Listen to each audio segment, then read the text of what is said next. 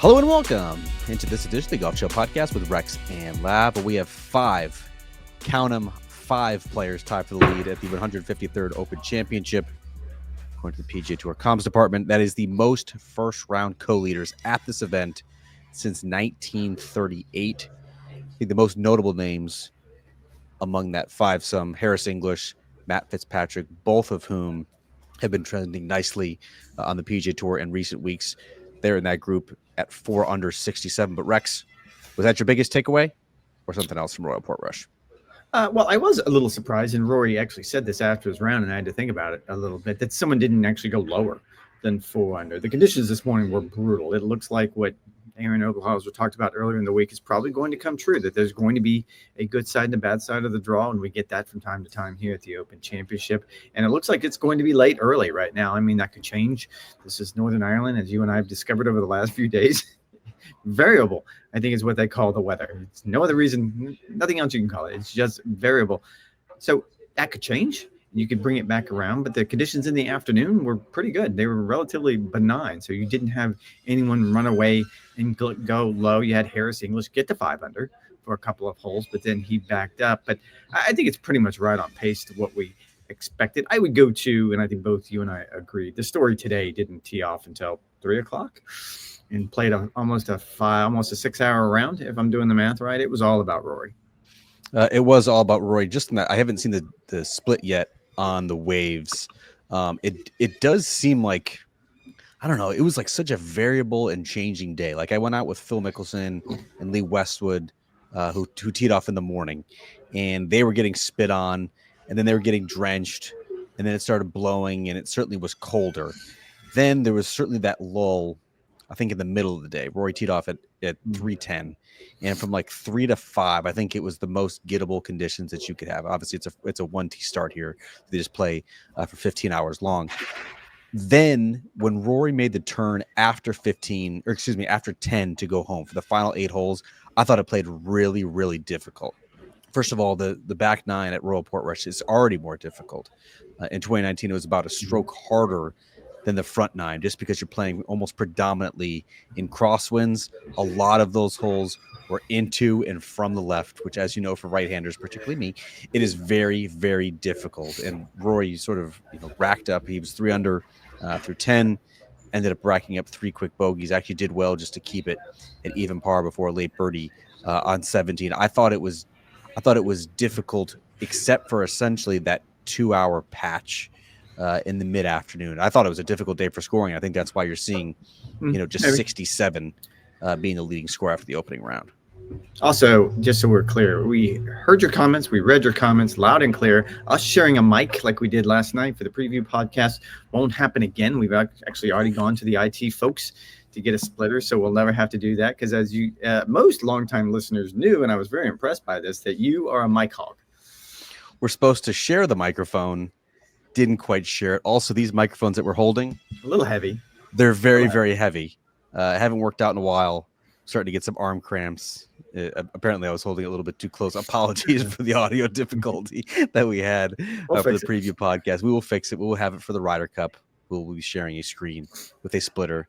Very fancy technology. Rex, I know that you hate when I do this, which is exactly why I'm going to do it. But here's the stats. Each of the last 25 winners of the Open Championship were within 5 shots of the lead after the opening round. Unfortunately for us, that really does not winnow it down. We have 71 players at the moment where 1 over are better. But I think big picture, a lot of the big names, a lot of the players that we anticipated were going to be in the mix very much are so. Again, Rory shot 1 under 70. Scotty Scheffler, despite hitting just 3 fairways, the fewest in his major championship career, came in with a 3 under 68. Jon Rahm also very much in the mix. Other players like Joaquin Niemann, who's obviously been playing well on Live Golf. The defending champion, at least here at Portrush, Shane Lowry got in under par. Which of those sort of marquee names, Terrell Hatton also in at 68, which of those marquee names, Rex, sort of stood out to you as having the best performance? Well, I don't know if it was the best performance, but I think from an emotional standpoint, you have to tip the hat to Rory McIlroy because of what happened here back in 2019. He's been pretty open about the idea that he was overwhelmed on that first tee. The idea that many people wanted to see him win, it kind of caught him by surprise. And consequently, he ended up making it 8. Now, I will say, and I went on a limb and said he was going to score better than an 8, and he actually did 3 strokes better. So I can imagine him giving his caddy, Harry Diamond, a high five as he walked off the green. I know there was a bit of a smirk when he putted out for his bogey and started moving on, figuring, all right, well, at least I'm off to a little bit better start than last time around. You and I both were in the scrum with Rory after the round, and he kind of said what you would anticipate him to say, which I'm better prepared for it this time around. I was there in 2019. I was stunned on the first tee. It got to me. It rocked me. I wasn't able to recover, and consequently, I missed a cut that was very emotional to me. He certainly didn't play his way out of that. He's certainly right in the mix. I'm going to go a little bit in the other direction, because I think you and I both sort of made the same prediction that it was easy to go with. I feel like it was easy to go with Rory and Scotty. John Rahm was your pick. He got off to a very solid start. The one that sort of fascinated me a little bit is we both predicted that Bryson was not going to play well. It's these conditions are just not in his wheelhouse right now. That's not to say he's not going to figure it out. I think the comp that you and I both agreed to in the preview podcast was, Mickelson figured it out eventually. It took him a while. It took him quite a few starts to figure out exactly how to play links golf. But I will tell you, that was the picture of a confused golfer. That was a picture of a golfer that's trying to figure something out, and it's just not adding up. He's trying to do a math equation, and he can't get it to work. And it's going to continue to be that way if he wants to continue to lean into being the scientist. I know he said the right things earlier this week when he spoke with the media about taking what the golf course gives me instead of trying to ride the wind, try to hold it up against the wind. There's so many things that he said that made perfect sense. And anyone who plays links golf will tell you, yeah, that's exactly what you need to do. But today was an example that he's not ready. He's not there to be able to execute those shots. Opening around 78 for Bryson DeChambeau, looks well on his way to another miscut, just as he did last year at Royal Troon. Did not see much of Bryson DeChambeau's round, but apparently on 13, another media member came up to me and said, Bryson DeChambeau just hit one of the worst shots I have ever seen. It was a par 3 down the hill, no more than a 9-iron or pitching wedge, sailed it so far over the green near the cameraman that he had to yell 4 again on a par 3 in which he's hitting just a 9-iron or a pitching wedge. Bryson DeChambeau still very much riding the greens, very much riding the wind, very much confused on how to play links golf at the time. I want to go back to Rory. I was out there for the first tee, as dozens of media members were. I think we're all fascinated to see what the reception was going to be like. You're going to go into this. You're going to go with this take. I was curious. Well, I have 2 takes. One, I thought the actual first tee atmosphere was pretty subdued. And the reason why I think it was pretty subdued was just because of logistics. It is a relatively small grandstand that is surrounding the first tee. I counted it up. It's just 8 or 9 rows deep, and it encircles him in like a U. Yeah, was it louder for Rory McIlroy than any other player? Certainly. But I don't think it was as rife with anticipation as we've seen certainly at like a Ryder Cup where you have the huge stadium builders. So I do think like logistically, it was just a little bit tame. Throughout the course of the day, though, like walking around with Rory, which I did over his last 9 holes, it is unbelievable. It is an overwhelming amount of support, the likes of which I'm not sure that I've ever experienced, and that I don't know if I have like a comp for it. Certainly among like the modern players of, I think of like Justin Thomas, who is a Louisville kid, right? And he goes back to Valhalla last year for the PGA Championship. It's nice, and it's a feel-good story, and there's obviously some crowd support. But Rex, this is like an entirely different animal where everyone on property is rooting with all of their being for Rory McIlroy to win this golf tournament. And all I could think about as I walked around with him was the immense amount of pressure that he has to feel to perform for those fans that in some spots were 10 to 15 rows deep. Like it's incredible to think about that an entire country is trying to push him to the finish line. Will he succeed? I don't know. I thought this was a pretty good performance, despite hitting 2 fairways, despite hacking out of the rough, despite hacking and splashing out of fairway bunkers basically the entire day. He did well to shoot under par. Does he need to be cleaner? Absolutely. He's playing with a lot of risk. He's playing with a lot of risk at this point. It cost him last week at the Scottish Open, the tournament that you covered, lost strokes gained the field, was outside the top 50 in that field off the tee. Now, last week, his proximity to the hole was great. His putting was great for the most part. I think what you saw on Thursday, again, his approach play was strong, had some really nice up and downs, particularly on the back nine to keep into it, made some nice putts as well. He has to put the ball in play more often, because if the wind picks up, if you do get some rain, you're just not going to be able to recover the way that he did in this opening round. And I said it in the beginning of the weekend last week. The driving is just the outlier here. Normally, when he plays well, normally when he puts himself into contention, certainly when he dominates, it's with the driver. It's no other part of his game. That's how he does it. That's what he rides. And last week, he put himself into contention or thereabouts enough for us to pay attention on a Sunday. And he drove the ball awful. When you give up strokes to the field, that's just a shocking stat. And to still be in the mix, you get an idea of how well he's doing the other things. It was a rinse and repeat today. Now, in fairness, and I think Scotty Scheffler probably said this as well as anyone, that it was really hard to hit fairways, especially when Scotty was playing, not so much when Rory was playing later on in the afternoon. So there has to be a modicum of, okay, benefit of the doubt here, that when it's raining sideways and the wind is howling, that you're probably not going to hit as many fairways as you do when you're at TPC Sawgrass on a sunny day. I certainly understand that, but it is pretty surprising to see the way Rory is playing this particular golf course and the way he played last week. And I'll also go back to, and I think you made this point earlier in the week, but Rich Lerner did it last night on Live From, as only Rich Lerner can with one of his essays. And he pointed out the emotional significance of what this season would mean. It's hard to put it into any kind of context because I don't know if there's a comparison of if he were somehow able to do this after what he did at the Masters. And we've gone on over and over again how emotional and what that meant to him to climb, quote unquote, his Everest. To do this here, having explained that, yeah, this one's going to be really hard because at best, you're only going to have one of these Portrush Opens every 6 years. And I don't even think it's going to be that good. It should be a 10-year rotation like it is pretty much for the rest of the courses that are in the rotation for the Open Championship outside of St. Andrews. If it goes to a normal 10-year rotation, you would think Rory has one more after this one in his prime, something close to his prime, and that's going to be 46. It. 46 ain't his prime. I mean, we don't know. I mean, I think no. 46 is not going to be his prime. I think the curve has changed so much, not so much in golf, although certainly in golf, just in sports. When you look at what a LeBron James done, when you look at what Aaron Rodgers did late in his career, Tom Brady, and I think you can go down the line. Djokovic. Yes, exactly. I think golfers are certainly of that mindset that if they really want to, and this is all about motivation. I think the bigger question will be, would Rory be motivated at 26 years old? Maybe a Portrush Open would do it. But yeah, that's such a unique brand of pressure that this week, if he were to pull it off, he said it. I didn't say it. He circled this one, not the Masters on the calendar.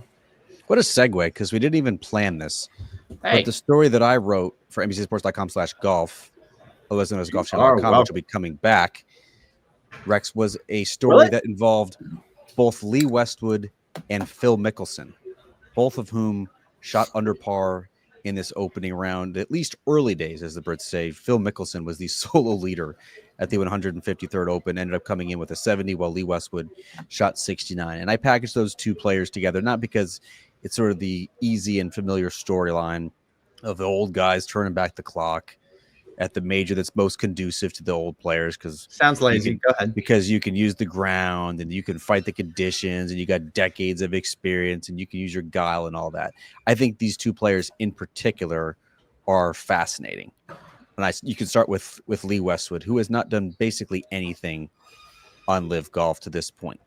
He hadn't even tried to qualify for the Open Championship each of the past 2 years. When I asked him why on Thursday, he didn't want to even try in the tournament that he says is his favorite in the world, the tournament he most wants to win. He just says, life, I had schedules, I had plans. It was a very odd answer for a player who clearly desperately wants to win a claret jug. This year, though, was different. He started to finally see some signs in his game at the age of 52 that maybe he could have a special week. He closed with a 62 a couple weeks ago at the Live event in Virginia. He had impressed Cam Smith when they played together with his swing, the tidiness of it. The approach play was starting to come back. He said, you know, I'll give it a try. He flies from Dallas to Dundonald Links ends up meddling despite very little sleep, despite never seeing the golf course before, sort of justifying and validating his decision.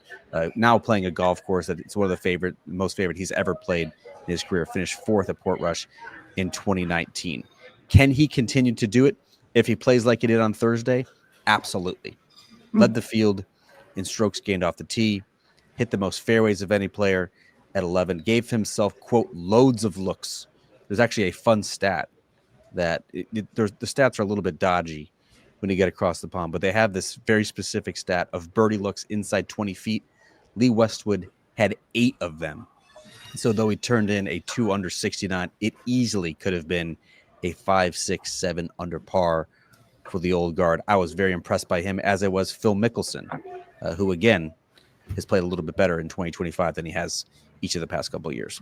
It was fun to watch both of them. I interviewed Lee Westwood for the live from tonight that'll run, and I was fascinated by the idea of how much actually qualifying for this Open. I asked him, what did it actually mean to get through qualifying to play, as you pointed out, in this event, which means the world to him, the one that he would want to win the most. And he said that's actually kind of what inspired him, that just getting through and having that opportunity. Keep in mind, the guys on Live, just if you're of that category, in that category is the right way to say it, like, you don't play in major championships. They're just not on your schedule anymore. If you get one, it's such a bonus. And I think it inspires those guys when you show up. I think you kind of saw the same thing out of Sergio Garcia today. I will say, when it comes to Phil, and you and I were talking about this over breakfast this morning, because Phil hit just a quintessential Phil shot on the third hole. He left it in the bunker with his second shot on the par 3, and then it looked like he was dead. He was going to make bogey at best, and just hit one of those flip wedges that he's so good at, that spun 90 degrees left and right into the hole, and you saw that spark. It's fun. Like, we can have the political conversation about Live Golf versus the PGA Tour and how things are sideways, and I cannot wait to read what Eamon Lynch wrote on golfweek.com tonight, because I'm sure it's some sort of conspiracy theory, but it is fun to watch these guys back. And they're not just old guys. Like, these are legends of the game. Some of the best Europeans ever. Phil Mickelson, the second best player of his generation. What would you put him? Top 15, 20 players all time at most in the history of the game. At the age of 55, to be able to still do what he's doing, the best player on his Live team. Yes, that says something about him, but also says sort of the eye for talent that he may or may not have with the high flyers. But like, been very impressed. He's 15th this season in the Live standings. That's better than Terrell Hatton. That's better than Dustin Johnson. That's better than Brooks Koepka. Like, Phil Mickelson at times has balled out this year, and for him to do it at 55. And I know the changing dynamics of the game, as you mentioned, with a Djokovic or Brady, a Rodgers, a LeBron. Like, the top level of the sport is skewing younger, but guys are also extending their careers. A lot of that has to do with fitness and understanding their bodies. Obviously, like, the post-round recoveries are different now than they were 10, 20 years ago as well. Equipment helps. Optimized swing theory helps. It's all coalescing into a pretty cool scenario that we might be able to see a player like Phil or a player like Westy string this thing out over 36, 54 holes and just potentially give themselves a shot to capture one final major at an age when I think in most sports you'd be long overdue. All right, we're 18 minutes into this mini podcast. Give me one thing you're most looking forward to seeing on Friday at Royal Portrush. I mean, Rory shows up this tomorrow morning early to give it a shot. I think he tees off at 10 a.m. and he's going to get back on it. And I think it is going to be fascinating at this point, because he hasn't played his way out of it like he did in 2019. And you wonder if that's going to be the spark, the inspiration that pushes him to a good round. Again, he's still dealing with all of those motivations. He's still dealing with all of those emotions that you pointed out, having a nation behind him. Obviously, Roy will be story 1A. I'm just checking out the forecast for Friday. Definitely the winds will not be as strong as they were on Thursday. I'm looking for some separation. I'm looking for some better scoring. Yes, there's a small chance of showers, but it is scattered. Let's see some scoring. Let's see some breakaway. Let's not have 71 players who are within my magic number. Stay tuned on Friday's show for how that magic number will change. All right, that is going to do it for this edition of the Golf Show Podcast with Rex and Ladd. You guys are the drill. NBCSports.com/golf for all latest news, notes, and updates. I have a very long story, as mentioned, on Lee Westwood and Phil Mickelson. We'll be back on Friday night for another mini pod. Thanks for listening. Thanks for the support. We'll talk to you guys Friday night.